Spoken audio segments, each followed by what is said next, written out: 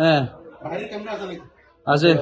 চট্টগ্রাম নগরীর মাঝিরঘাট স্ট্যান্ড রোডত অবস্থিত কবির এন্ড ব্রাদার্স ও কবির শিপিং নামৰ দুইজন ব্যবসা প্রতিষ্ঠানত দিনে দুইজে হামলা চালিয়ে দুর্বৃত্ত কল।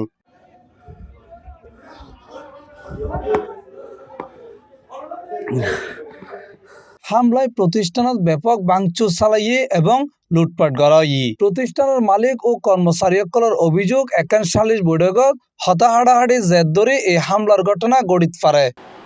একটা বিচার নিয়ে ইয়াটা হয়েছিল, কথাটা উঠছিল। ওইখানে কথা ওঠার পরে জিলানি নামে যে ছেলেটা, এই তো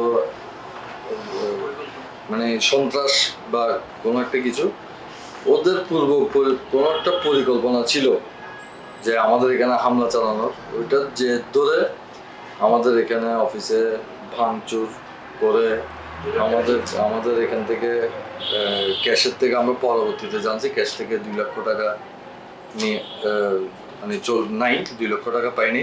ইন্দি এই ঘটনার পরে ভুক্তভোগীসকল আইনগত ব্যবস্থা লবেলা থানাত মামলা দায়ের করছি। বিষয়ে অবশ্যই সদরঘাট থানায় মামলা করছি, মামলা প্রক্রিয়াধীন আছে।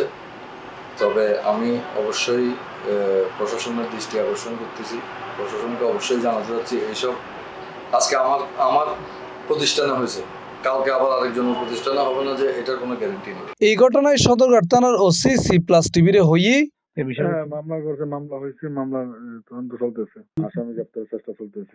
ঘটনার ফরতন মাঝিরঘাট এলাকাত ব্যবসায়ীসকল আতঙ্কত আছে।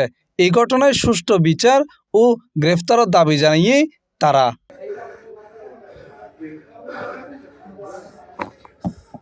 C+ TV, Chittagong.